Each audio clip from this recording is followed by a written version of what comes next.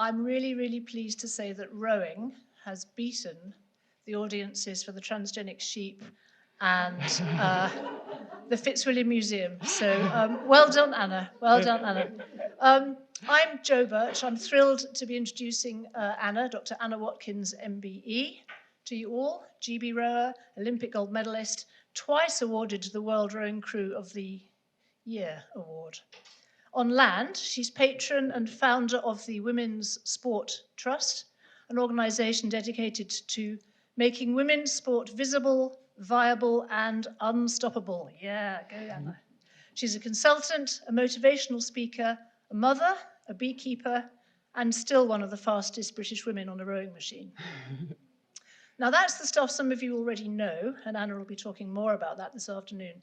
You'll also know, because she's here, that she's a Newnhamite. She studied natural sciences and rowing. And I'm particularly proud to be here introducing Anna to you for a reason that you don't know, and actually you don't know completely. I also rowed at Newnham. Anna was born the year I started rowing at college. And I'm now in charge of a junior rowing squad called Rob Roy Boat Club in Cambridge, rowing on the Cam. We have in our boathouse a boat which has a sticker stuck inside it which says, Anna Watkins learned to row in this boat. And that's, I have to say, I was out coaching on the river this morning, and one of the girls who'd been using that boat today, and I said to her, I was meeting you this afternoon, her face was just such a picture of just awe and wonder and excitement. She said, I'm rowing in the boat that Anna rowed in. And does it still leak? Yes, it still leaks, still creaks, it's still really, really patched. But I can't tell you what a message that sends to my juniors learning to row in their teens, that they can be in a boat that someone like you has been in. So thank you very much for that. And I'm delighted to hand over to you this afternoon for your talk. Thank you, Anna. Thank you, Jo.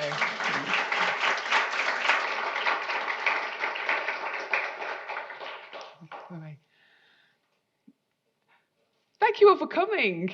Thank you for coming to listen to me go on about rowing, which is something I like to do.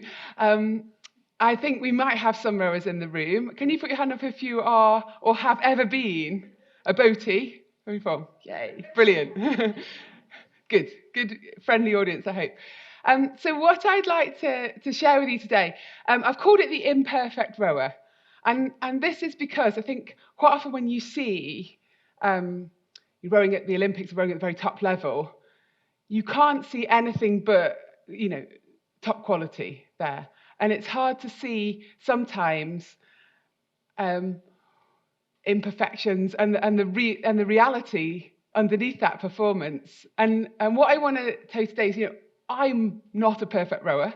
I never have been. None of the crewmates that I've ever rowed with have ever been perfect rowers either. And yet it was possible to go and win in 2012 anyway, even not being perfect. So I want to tell you a bit about that, and I want to tell you how I got there, what I had to learn along the way, and really today as well spend a little bit of time sharing with you Newnham's role in that, which was really huge. Here's our crew. Are any of you in this picture? The bumps. So I think when you see somebody standing on the podium at the Olympics, you kind of think, right, that person there, they must have had a burning ambition to be an Olympian since they were as big as Kim's kids here. 5, 6, how old are you? 6 years old, yeah. So you think that that's what it is. It's a little kid practicing really hard from a young age. Now, I grew up in the Midlands, in Staffordshire, just north of Stoke-on-Trent. It's not a very starry place. It's not a very rowing-y sort of place. It's not a very sort of academic and ambitious sort of place. And my family, I had a teacher and accountants. My parents are very supportive, really wanted me to go and explore the world for myself, but they couldn't do it. They couldn't do it for me. They didn't know what paths to advise me to follow, what to do. And it was school for me, my comprehensive school, where I found that science was the most exciting thing in the world, and I was competitive, but I wasn't really very good at the sports that we did at school, and neither was my school particularly good at sports. So I was more likely to be in the stationery cupboard doing a maths competition than out on a netball court or anything like that, and certainly no rowing. So I wanted an adventure. I wanted to do something with my life. I wanted to do something exciting. And the most exciting thing that I could possibly see that I could do was to come here and discover the world that was open to me in an academic sense. So I came to do natural sciences. And when I came in through the gates of this place, it was an absolute step change for me in anything that I'd ever experienced in my life. I remember really clearly the Freshers' Fairs, the Newnham one and the university one, and all of those stalls and all those things you could do, and the ice hockey club and the skydiving, the windsurfing, and I just wanted to do all of the things I'd never had a chance to do before, and the lectures really interesting, the people really interesting. Felt, the traditional sense of imposter syndrome and what am I doing here, and everybody's really smart, and got through my first term feeling a bit on the back foot. And I remember my dad driving me home at the end of the first term and me having to sort of confess up to my dad that everyone was really clever and I didn't think I was going to get a first, and he said I was going to be okay, and kind of finding my place in it all and worrying over the first Christmas. And then I'd been novicing with the boat club, as everybody seemed to be doing, and I'd started to find this thing, this community, this group of people, which started to feel like, actually, I can hold on to something here. There's a family here. There are people. There are normal people. There are people who like the outdoors, and there are people who like activity, and there are people who say things that I can understand, and there are people who laugh and have fun and just want to kind of experience the world that I want to experience. And hey, maybe I can cope with this, and maybe it's not too scary, and maybe there's fun to be done alongside all of the studying. And for me, that was NCBC. That was my comfortable, happy place at university, at Newnham. That was my people. And suddenly, it didn't matter that I was, a northern scally who listened to indie music, and it didn't matter that other people were just way cleverer than me. It didn't matter that other people knew how to dress really nicely and were in societies that I'd never heard of. It didn't matter any of that because I had the boaties, and that was great. So we had a really fun first year. I was, strong and useless, and caught crabs in my first bumps race and got sworn at by the rest of the crew, and muddled along. And then the second year, there'd been a sort of maybe could row in the blue boat, maybe should go and do that sort of conversation, but it didn't really look like that much fun compared to Newnham, and I was able to have a balance in my life and have friends and things like that. And so I stayed with Newnham and did lower boats captain, and people, felt like I could help bring this boat club onto the new intake of people and be absolutely part of this community and part of this system going forwards. And I didn't really think any more of rowing than that for the first year or two. But one day there was a conversation, and I think in life often it takes somebody else to say things to you. And the conversation that I had was with Tim Granger, and many of you will know, and also MJ, Michael Gifford, who some of you will also know. And we were paddling in our Maze 8, which was a good crew, and they'd said, Newnham, if you row like that, you could be head of the river, you could beat the blue boat, kind of, you could be, if you maintain that standard. Anna, if you row like that, you could go to the Olympics. And I was just like, I'd heard people. I knew I was strong on the ergo. I'd heard people saying things about, had conversations whether I should take rowing more seriously and that sort of thing. But it was that word, it was the Olympics, that made me really take stock and think, actually, there's something here, maybe my big chance in life, maybe it's not being a physicist or a geophysicist, maybe my big chance in life is to be a rower. And I decided that I had to go all in on that a chance like that was just too good. And I knew I needed to learn to scull. I joined Rob Roy, the town club. The women's squad, the national squad at the time, was all about sculling, so I needed to learn to row a single scull. And I lived here, and I cycled down morning and evening and trained on the cam in a single scull, learning to scull. That was in my third year at Newnham. And started going to national trials, and was joined a group that was a talent ID group in Cambridge, and trained with them. And sometimes we went out to Ely, and sometimes we were on the cam. And within the national squad group then, it was an under-23 group, I was still known as the one who could pull hard but didn't really know what she was doing. No one really wanted to row with me. I was the bottom choice.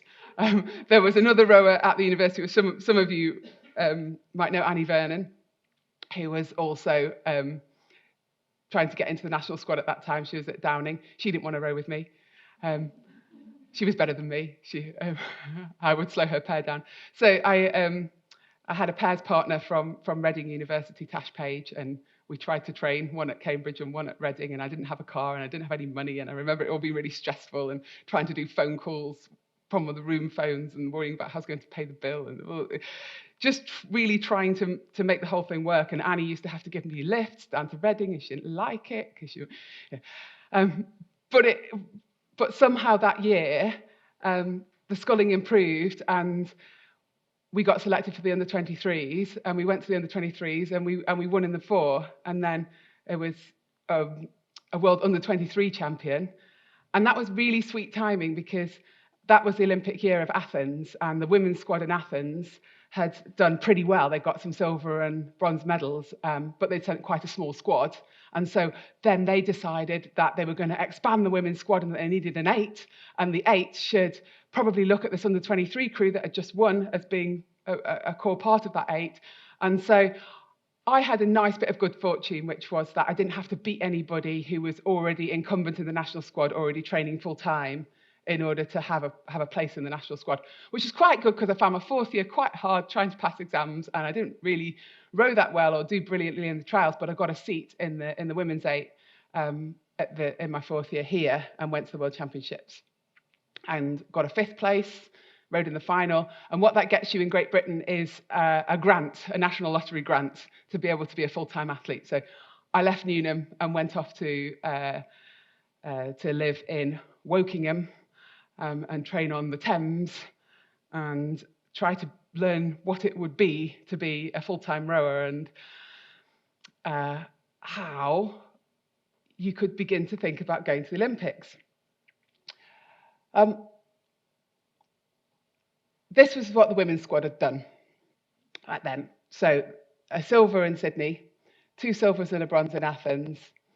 And so when I came in here, it was all about, how are we going to get that gold medal? How's that gold medal going to happen? And a huge part of those first years after Newnham was, how on earth do you train? How do you cope with the training? What is the training? What do you actually have to do in a day of being a full-time rower?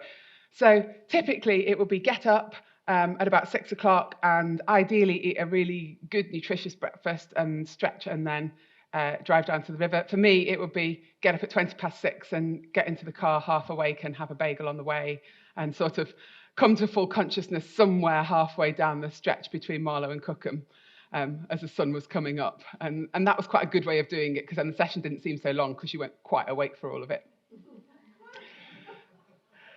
And then at some point, your fingers would defrost a little bit, and there'll be that sort of painful patch to go through where the blood gets into your fingers after they've been cold. That would always be on the first leg back, after about 8 kilometres in, the fingers would defrost. You do four legs up and down the Marlow to Cookham stretch, so about 20 or 22 kilometres. There was one section called the Travelator, where the river got really narrow and really fast, and you had to kind of go at race pace to get through. That was the last bit before home. You knew when you got through the Travelator that the next phase of the day was waiting for you. The next phase of the day, in my book, was ideally a sausage sandwich.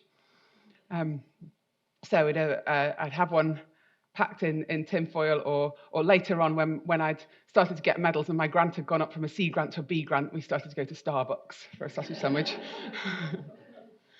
So we'd sit in Starbucks in Marlow for an hour, and then we go back down to the river for another session in singles or in crew boats. And this is always competitive. You know, you're there with the people that you want to race with and you want to learn from, but also you've got to beat them for a seat. So it's a little bit punchy every morning. You know, if you're going to overtake somebody, as you get more experience, you get a bit wily of the line you're going to take down the river and where the current is, and, you know, tuck yourself in so that you're not being slowed down by the current, but like push the younger ones out a little bit into the current, and all of these games going on.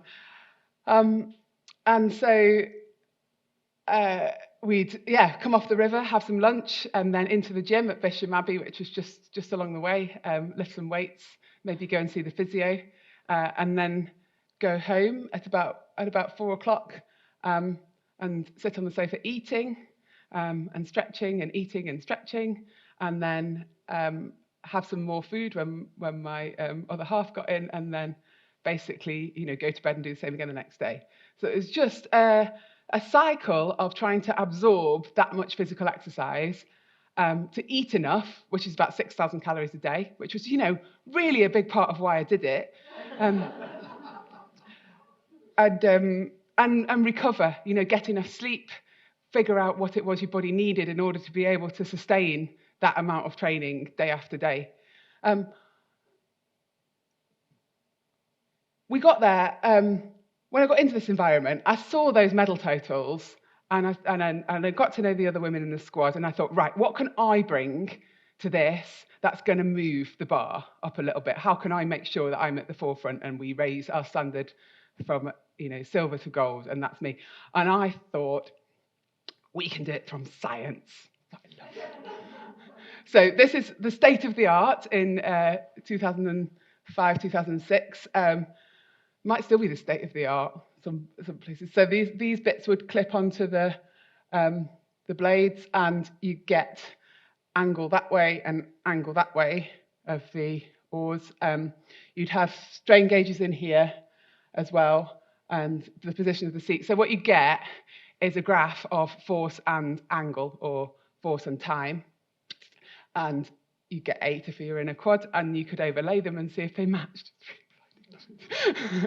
And a thing that I used to, you know, this to me was like gold dust, because, you know, everybody else there, they thought this stuff was really boring and really dull, and I thought it was the secret. You know, I thought it was the answer to everything, and that it was measurable and it was specific, and you could do a change in the boat, and then you could go and look at the biomechanics and see if you'd actually achieve something or not, and really try to understand. There was all these other bits of information that you could get. You get accelerometer traces and stuff, which nobody really understood whether it was a good trace or a bad trace, and so really trying to get my geek on and understand what a movement in the boat meant on a trace, and how you could see on the trace if something was improving or not, and hold ourselves to account with our progress.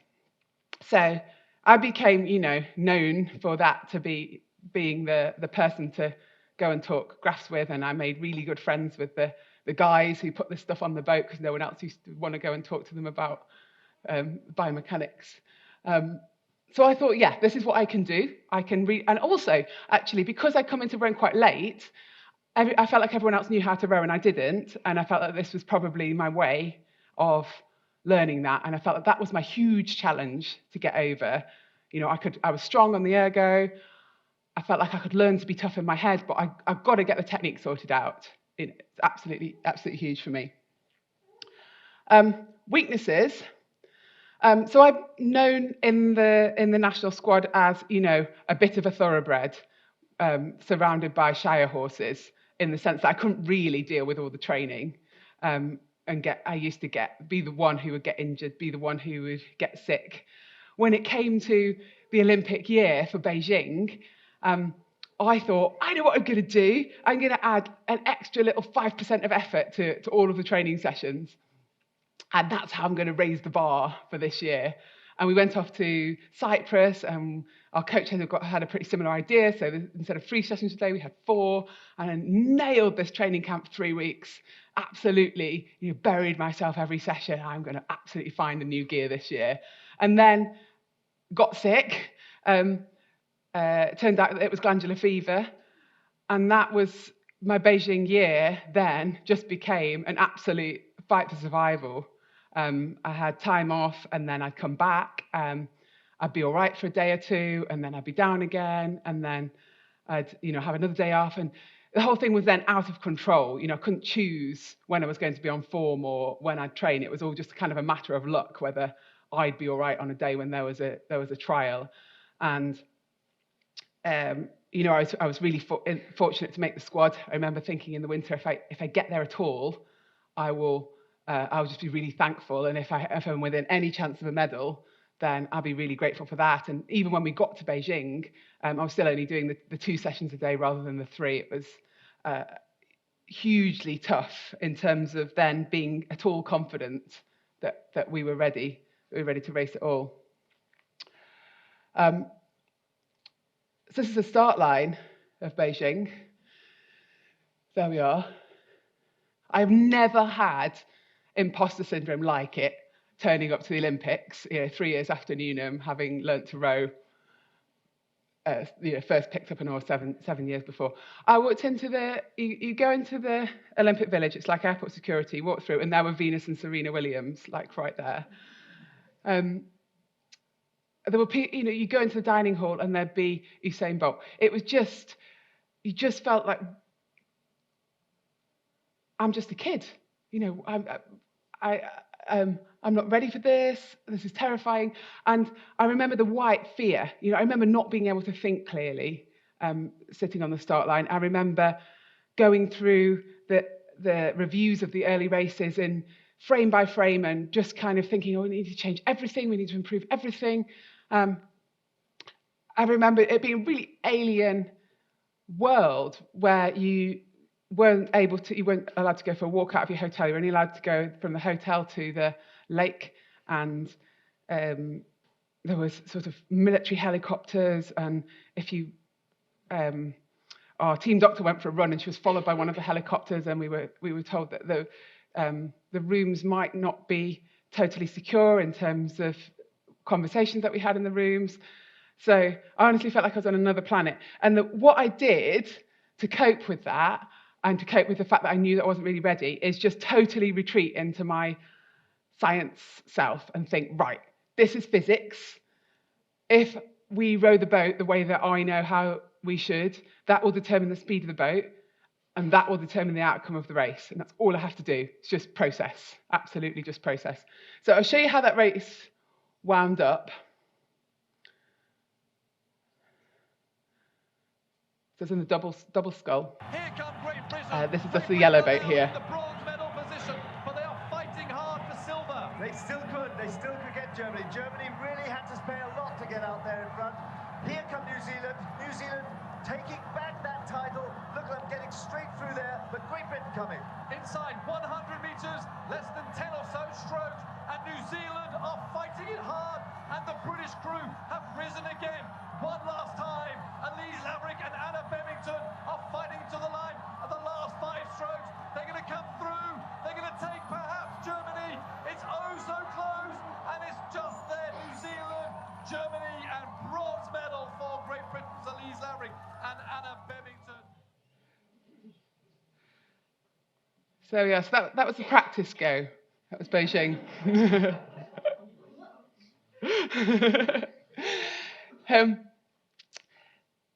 So you had a lot of time to reflect on that. And for me, it was a first Olympic medal. And the year that I'd had, I was really, really pleased with that. Really pleased with that. Elise, my partner, had a bronze medal in Athens 4 years previously. So for her, something better would have been why she did those extra 4 years. The thing that stuck in my mind most when I was had some downtime after Beijing, was that bit of sprint that you saw then. So we were down by about a length, and Elise said to me, they're there, we can win this. And that was the call. That was the call she made from behind me, and that released something in me. That sort of suddenly realizing that actually, the sense that the boats were there and it was possible, enabled me to access that sprint and released some energy that I now understand to be an actual chemical, but biological thing, an extra bit of adrenaline that allows your body to go to a new place. And I realized that it wasn't good enough to just trust the physics anymore, that if that energy was available, if that belief could actually do something for my performance, then my big mission then was to understand that and how to do it on tap and how to access, the right emotional state to get every last bit of juice out of my body and every last bit of performance whenever I needed to do it. So at Beijing, Catherine Granger was also racing. She was in the quad. That was the top boat. That was the boat that was meant to go and get the gold medal. We were the second ranked boat ourselves, and they were world champions going into the Olympics, so they were the favourites. And Elise and I, from our sort of super technical point of view, used to look at that quad and think, just a little bit ropey here and there. We could see where the technical cracks were, but what they had was an absolute sense of, this is our event, we own it, we are the dominant crew with it, people have come to race us, and we're going to enjoy it, and we're going to get out there and give it everything we've got. And that was huge. You could see it coming off them, and they raced all the races from the front. They went out to try and dominate and attack, and in Beijing they did that. But it didn't hold all the way to the line, and they ran out of steam and they got overtaken and they got a silver medal. When I got the chance to try a double out with Catherine, we realised that actually the things that we were each struggled with a little bit were the things that each other were super strong at. And so this was a huge, a huge realization for me that, hey, maybe I don't have to be amazing at getting my head in the right mood, at getting excited for races, at looking forward to the really tough bits, because I can feed off the person in front of me who's brilliant at that. And she doesn't have to care about the graphs and the geekery and all of that, because, hey, it's fun, and I'm going to do that. So we were definitely in a position of being greater than some of our parts. The way that we sat round in the boat really played on that. Catherine was she was a stroke, she was a physical leader. I had absolute trust in the way that she moved and what she was doing, and I knew that it was my role to completely commit to the way that she was moving, without question. Absolutely, I'm in charge of being in sync with you. Conversely, I did the calls in the bow seat, so she was absolutely happy to do anything that I said without question. We discuss it later, but in the middle of a race, if I called something, if I called up 2, up 5, or whatever, there'd be no delay. We'd just do it. So it's that total trust and exchange of leadership. And Catherine would lead us physically, and I would lead us mentally, and we would absolutely lean on each other and not ever question each other's decision on those different things. It was an absolutely enjoyable partnership to be in because of that. Because I think we knew from day one that if we were going to have trust on the Olympic start line, we had to have trust every day. We had to never let each other down in any training session or in any piece ever. We had to. And I think both of us are really careful to protect that, never to let an off day turn into a little crack in our confidence on race day. Obviously, we did have off days. The first year we had together went totally smoothly, brilliantly. We won all the races, went to World Championships, we won that. The next year, I was still being a bit of a thoroughbred, and I got some injuries, and I got ill again, and I had about 3 months out of the boat. And I remember going to Catherine saying, you maybe need to find another doubles partner because I'm not sure I'm going to be there for the World Championships, and that was our Olympic qualifying year, and to go. And we got back in the boat, and it just wasn't quite. We sort of knew what we wanted it to be like, but we couldn't quite figure out all of the steps. And we were looking at our videos from the year before, and we were looking at biomechanics, and we were looking at slow-mos, and we sort of knew that there were 100 million things that we could do, but which ones to focus on and what to do in what order. And we're on this training camp 6 weeks before the World Championships. And our psychologist, I remember him having a call with us, and I always think it's the simplest things that make the biggest difference. He said to us, right, you just got to write down all of the things that you think are important in your performance and make a jigsaw with each piece. And then what you need to do is discuss what you think you've got in place in the jigsaw and what you think is outside and what you think is halfway in. And of course, what he'd noticed was that the problem wasn't being able to see, to know what we needed to do. The problem was in the communication and understanding, being able to have the tough conversations with each other to say, actually, I really don't think this piece is part of our jigsaw yet, but it needs to be. And just giving ourselves a framework to have the tough conversations, and also being able to push back on our coach and say, hey, one of the pieces of our jigsaw is we need to be totally independent when we're racing, so can you shut up? Because we need to practice that. And the sorts of things that are just hard to say, but you don't want to leave the conversations until after you've crossed the finish line about something that might have made a difference. So I think that was one of the things that this jigsaw did for us. It just enabled us to communicate more easily. I'm sure there's 100 million ways of doing it, but for us, checking in every 3 days with where's our jigsaw was our communications plan, our comms strategy. That worked. Another thing that was totally critical in building the performance was having an absolutely clear sense of what leads to what. So we wrote down our goal, which was to win Olympic gold, but then we expanded on that and said, right, so winning Olympic gold, really, you've got to be the absolute best crew ever. You've got to be one that can break the world record. You've got to be the fastest in every quarter of the race. You've got to dominate. You've got to be the kind of crew that makes people think twice about entering your event, and maybe they'll go and do the quad or something else. That's the sort of crew we need to be if we want to be pretty confident of winning. So we broke that down, like, we want to break records. We want to be the fastest in every quarter. We don't just want to be a crew known for a good start or a good sprint finish. Or a good middle. We want to be all of it. We were totally dominant, and then break each of those things down. So fastest in every quarter, right, so you need to have the fastest start. So then we need to be calm under pressure, and we need explosive power, and we need to be totally accurate, at rate 48. And so then we break those things down. And getting to the point of real detail, so our explosive power, then we could go and ask the questions of the weights guys and the nutritionists, what do we really, really need to do to make sure this is at max? Right, 25 grams of protein within 20 minutes of your weight session. And when you lift your weights, you need to lift it at rate 48, because that's the speed your muscles need to be optimized to contract at. And we're going to look at our orthotics and, make sure our feet are totally in the right place, and we're going to make sure that our weights is phased, so that we've got our hypertrophy phase and we've got our strength phase and we've got our activation phase, and we do this in real detail. And the key part of it is knowing how much each of these bits, how much difference each bit makes to that, so you know where to focus. So you know where to focus your efforts and what's really, really important. And I think that's kind of a summary of what experience is, but it's also, I believe, really worth doing very deliberately, so that you're super clear about what you're doing and why and what it's targeting. So we did that. And the other lovely thing about it, we've mentioned process goals and outcome goals a little bit. All this is process goals.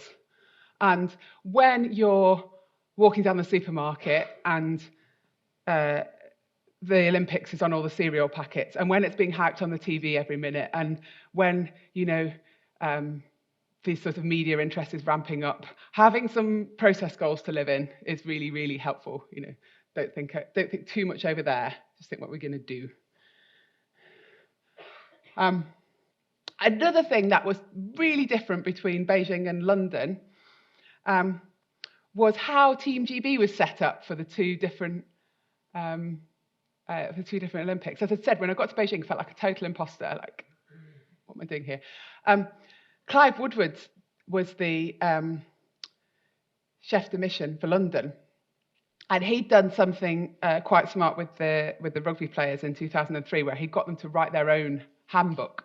So their whole sort of way of operating was something that the players really owned rather than was imposed on them. And he did a couple of things for us and for all of the Team GB. He got dog tags made, and it had a number on it, and it was the order in which you were selected. So mine is like 218 out of 500 or something, and Catherine's is 217 because she's higher in the alphabet than me. And it just was a sort of something that tied together all of the Team GB, whether it was, little Tom Daly or somebody going for their 6 games in equestrian or whatever it was. And then again, we did a sort of compilation photo. When you went for kitting out, you had to stand, against the green screen, and they figured the whole thing out. So, and then they sent us this scroll as if we'd all been sitting there. So it was just little things, but it made everybody feel like we were genuinely part of a team, that nobody was there as an add-on or as a newbie or an extra. That was really us. And I think by then, I didn't so much need it, but it would have made a hell of a difference to me 4 years before. So I thought that was really clever. So we got there. We've been named in the Guardian. I think they'd written down what's Team GB's best chances of an Olympic gold medal, and they put Jessica Ennis at number 2, and they put Catherine and I at number 1. So we thought no pressure. But then we used to tell us that people don't know what we've been through. People don't know about our injuries the year before and our illness. People don't know that we only scraped it together at the last minute before the World Championships, and then we won. And this year we haven't had any of that. So people don't know that we've got stuff to spare. We've done lots of visualization. We've visualized every possible scenario in the race that we could come up with in real time, really trying to feel that we were in the boat. And somebody would talk through, where the other crews might be and how we would respond. And it was like programming. We were making all of the decisions that we might need to make on race day in advance, so that whenever it played out, we didn't have to think, or we would just instinctively know what to do, and we'd already raced that race in that way. We already had a program for it. Absolutely love the bow seat. I love it because you can see what's going on. I love it because you get to be the one who does the talking. I love the job. I love the job of being responsible for figuring out what to say, feeling how I'm moving in the boat and thinking, how can I make a small difference here, even though we're flat out to just be a millimetre per stroke more efficient? What can Catherine do? How's the hull moving between us? What are the other crews doing? What is the thing to say? So, my favourite bits of the race are parts when, it was always us against the Aussies. They were our big rivals. But if they'd look round, see where we were, then they were going to do a move. And so then I'd say something really clever and insightful to Catherine, like, Catherine, go. And then we do our little 15-stroke push. And when the Aussies look round to see if their push had worked, we'd be a little bit further ahead. And then their heads would go down and our heads would go up. And this is like those mind games as you go through the race. I just loved having the ability to think things through and think the race through. And in terms of Catherine's communication back to me as we raced, to be honest, it comes down to sitting looking at someone's shoulders for 3 years. Get a pretty good idea of what mood they're in and what they're thinking. So cool, if Catherine did something, changed something in the stroke seat, then often I would just say with you, so that she would know that I'd clocked it and that I was agreeing with that.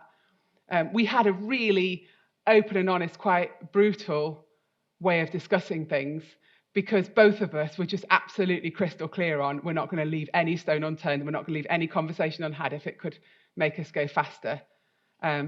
There were ways of phrasing things. I'd often say, like, I'm going to make this change, I want you to make that change, so that, she knew that I was asking things of myself and so on. But that ability to call each other out and ask more of each other was absolutely crucial. So if you'll indulge me, we'll have just a little clip of how it all panned out.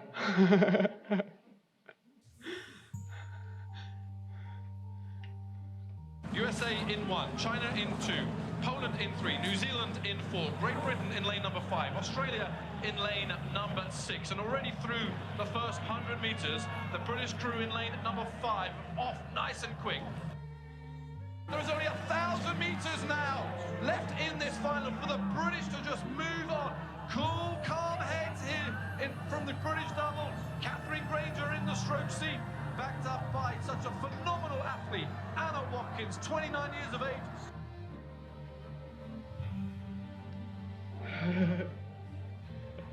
Little call there from Anna Watkins.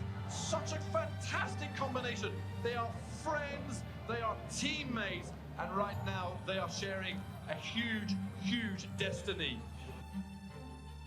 Surely now we're down to 2 boats in this final, chasing the gold medal. We cannot and will not discount and allow ourselves to discount Australia, but it's Great Britain and Australia moving away now.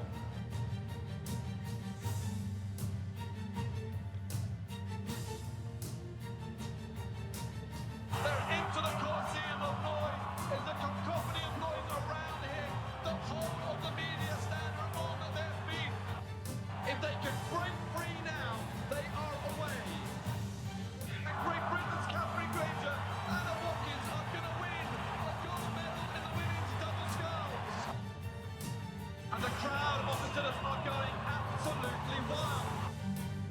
And now up to the line for the mission expected. Great Britain delivers Olympic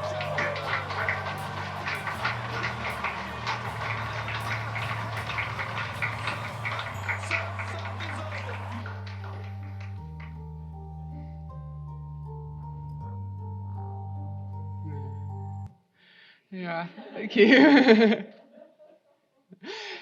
So I tried, Catherine and I talked about what we were thinking during the race, and we were both totally in the zone, one stroke at a time, until the last 10 strokes I let myself, I thought, I want a GoPro on my head. I want to just record every part of what this feels like and what it sounds like and what it looks like.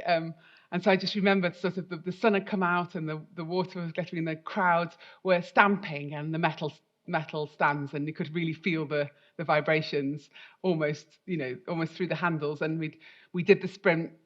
I did make the calls, but we practiced it without calls because we thought that we wouldn't be able to hear each other anyway. And I think for me, it was, the mission was always about how do you do that? How do you get there? How do you get to that level, and what do you need to learn? And that was the thing that I got that day, and that I've always sort of kept as precious. That was the project, and we did that project. I think for other people, I think for Catherine, she wanted the experience. She wanted to know what it felt like to win the Olympics, above all else. And that's her as a person. But for me, I'll always have my geeky side. Oh, we worked it out. We sussed out what was needed, and we did those things. So that's me. And we've got a little bit of time for questions. If there's anything else, there's a million things that I could add. But what would you like to hear more of? Thank you. Yeah. On the finishing line. Oh, thank you. The tickets, because do you remember that tickets were not being shared around and not being used by officials, and they were then being kind of put available for the public. So I got them kind of the night before, Wow. and actually found literally we were on the finishing line, which was amazing. But how do you feel life afterwards when you've lived with such an intensity of project and such a adrenaline-driven kind of high and a lifestyle? Where does it go afterwards? I mean, it's a great question, and it's one that I think I've been asking myself for the last 10 years, and I think everybody does.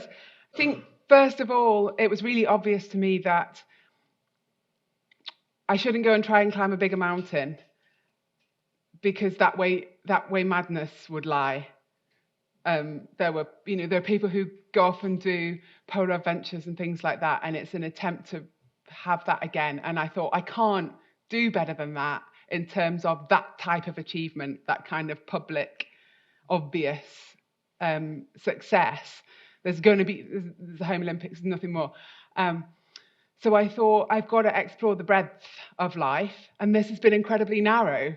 I have just trained in a rowing boat for a decade. I haven't seen my friends and family. I missed goodness knows how many weddings and funerals. My social life stopped at the end of my second year of Newnham. Maybe it's time to see what else is out there in the world. And so I've got a family now, and there's still a challenge there. There's still the sense that I have to put something of myself in a box. And actually, there's a real paradox. When I was at school, I felt like that, because I wasn't at a particularly competitive school. When I was at Newnham, I felt totally free to be the whole of me. And when I was rowing, I felt totally free to be the whole of me. And then as a mother, I think there's been a little bit in a box again, just that you can't really be a competitive mum. It's not good.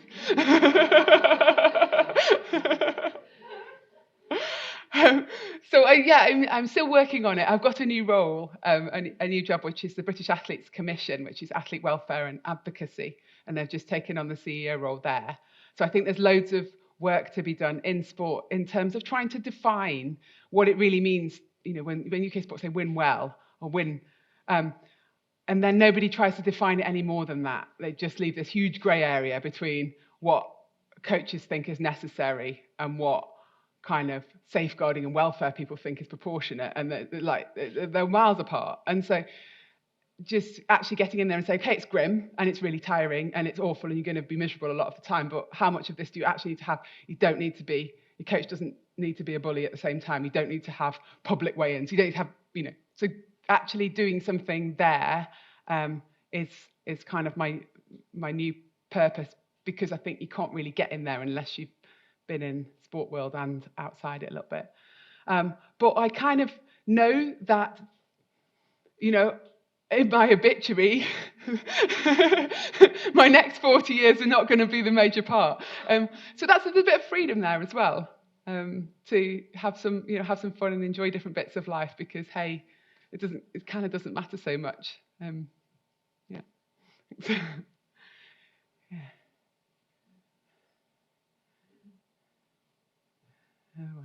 Yeah. Really simple. Do you get to go for paddle with Catherine ever? When have we last been for paddle? We tend to go for a drink.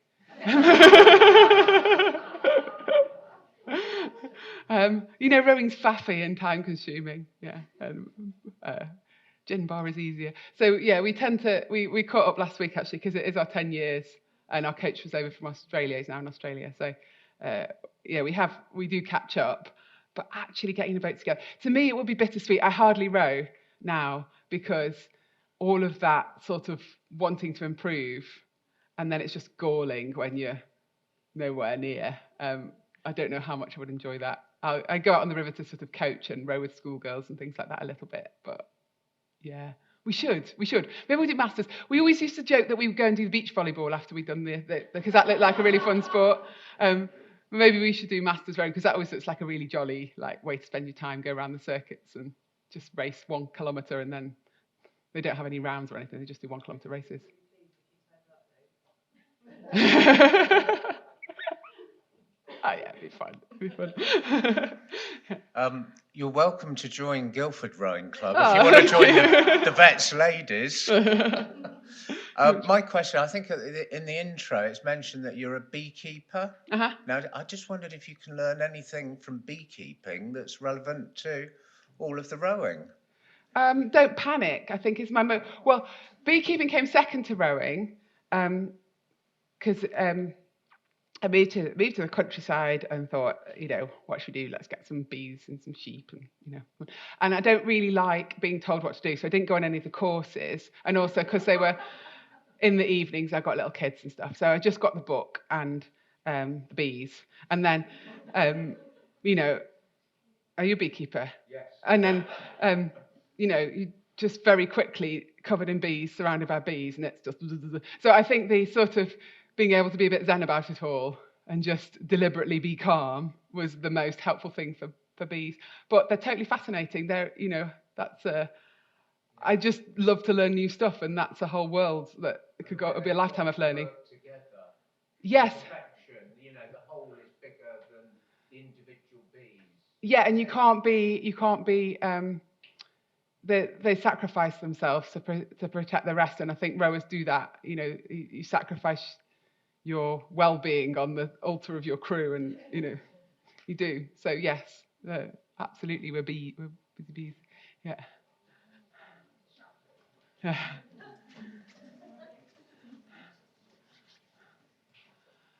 Thank you so much. So Joe and I are both involved in NCBC at the sort of the more grey-haired end of things. And the club that you describe seems very like the club today, just an extraordinary collection. And I know my own students, I'm a director of studies in geography. I try and get all the first years to say, you novicing, good, right? Yeah. And I know so that some of my students have, the boat club has saved them, some of, you know, and as somebody who's got to be a little bit concerned about academic performance, the boat club is the best thing they can do. And our own boat club, they work so hard and they've done so much. And I wondered if you had one piece of advice for NCBC today, NCBC rowers, what would it be? There's so many, one. I would say, when I was at NCBC, I didn't have a sense of a place in history of being part of that club. And now I see that that's what NCBC is. You know, you will know this, you will know the details of this better than me, but in terms of women's rowing, in terms of being a women's rowing club and the pioneers of that, like NCBC is a global first. And that is really awesome. Like, it's insanely cool that is what this boat club is. That is an absolute pioneer of women's rowing. And I'm really proud, you know, there's no other Cambridge woman who's won a rowing gold. So Newnham has that.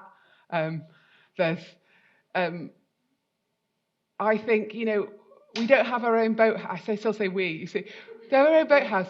We don't have, you know, there's the men's rowing, we're not part of that. We're more historical. We're more a real part of rowing history than any of that. And we should just be incredibly proud of this organisation that just is handed down from year to year with such kind of love and passion for rowing, and the love of rowing is just handed on from person to person. I just think it's incredible. I've been able to see it now for 20 years. You guys have seen it for longer. And in the real world, outside of rowing and outside of Newnham, things like that just continue being brilliant year after year and have a direct thread from something historical right through to the now, which is you guys winning the, you know, getting your blades and being head of the maze and people going off to do the blue boat and stuff. And that continuous thread of kind of love and handing down from woman to woman is like, I don't think you'll see it until you're old, but it's awesome. Anna, that was amazing. You were amazing. Thank you so much for today. I think Anna said partway through what she was saying today, she said sometimes it takes somebody to say something to you. You'd like to put your hand up if you think somebody has said something to you today that will inspire you for the rest of your life. Absolutely brilliant. Thank you so much for that, Anna. It's brilliant to be part of NCBC, to be part of Newnham, and be part of tiny, tiny part of your life. Thank you.